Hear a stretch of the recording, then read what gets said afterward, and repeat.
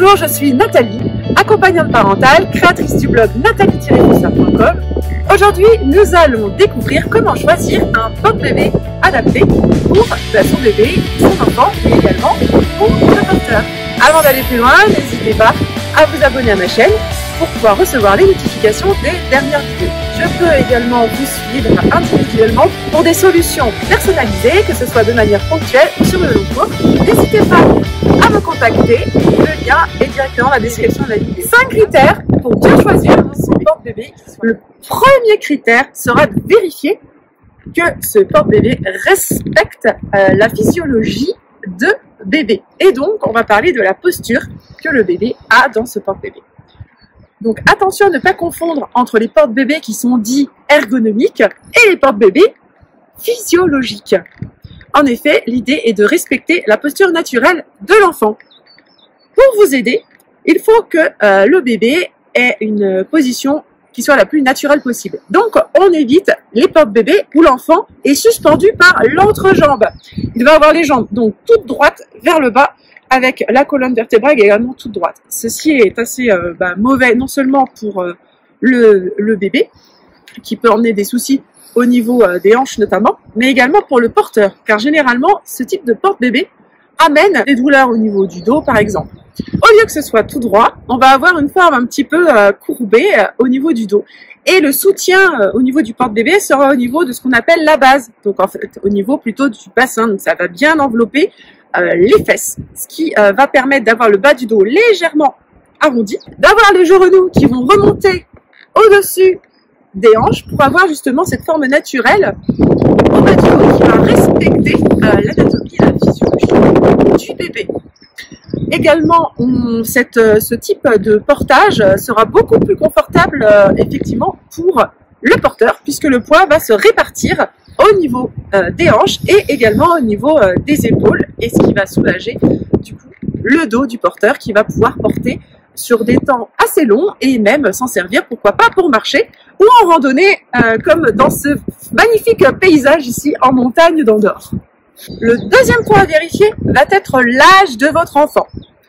En effet, généralement les porte-bébés, même physiologiques, ne vont pas être conseillés pour les bébés de moins de 6 mois. Il existe quelques modèles qui peuvent être adaptés dès la naissance, mais sachez que par contre, le revers de la médaille, c'est qu'ils ne seront pas utilisables sur un très grand laps de temps.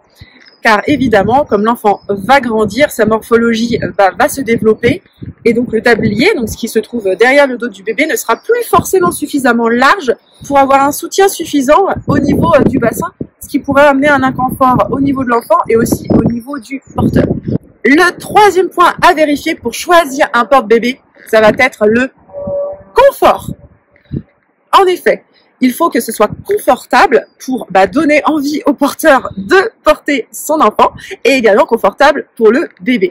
Donc, pour ce portage, ce qui est important, c'est de porter le bébé donc pas trop bas. Il faut que l'enfant soit porté assez haut, ce qui vous permet, comme je l'indiquais tout à l'heure, que le poids se répartisse bien sur les hanches et sur les épaules et que ce ne soit pas le dos qui souffre, mais c'est aussi la taille et donc le bon porte-bébé en adéquation avec l'âge de l'enfant qui va permettre d'avoir également ce confort. Généralement, justement, les porte-bébés, même dits ergonomiques, qui ont les jambes bien droites en bas de l'enfant, justement, on remarquera que l'enfant est souvent porté en fait très bas, ce qui ajoute de l'inconfort justement au portage, que ce soit pour le porteur ou pour l'enfant qui est porté. Donc, il existe différents modèles. Il faut savoir qu'on peut utiliser un porte-bébé jusqu'à même l'âge de 4 ans de l'enfant. Alors, il existe les porte-bébés physiologiques avec des marques que l'on connaît bien, que l'on entend régulièrement. Mais il existe aussi des modèles qui sont un peu moins connus. Je pense notamment au Mai Tai par exemple, et ce qui sera même beaucoup plus intéressant qu'un porte-bébé dit de randonnée, qui sera plus confortable pour le porteur et aussi également pour l'enfant. Je vous remets donc des modèles qui sont tout à fait compatibles ici dessous en description. Ce sont des modèles que j'ai sélectionnés par rapport à leur respect de la physiologie de l'enfant et avec différents âges que vous pourrez utiliser suivant l'âge de l'enfant.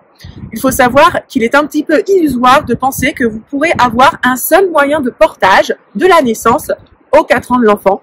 Le 5e point, ça peut être de participer tout simplement à un atelier de portage avec une monitrice de portage qui va pouvoir vous faire essayer différents modèles, non seulement d'écharpes, mais aussi de porte-bébé, puisque les monitrices de portage peuvent aussi vous expliquer et vous montrer comment régler au mieux votre porte-bébé et choisir celui qui est le plus adapté. L'avantage, c'est que vous allez pouvoir essayer différents modèles et vraiment choisir quelque chose en fonction de votre utilisation.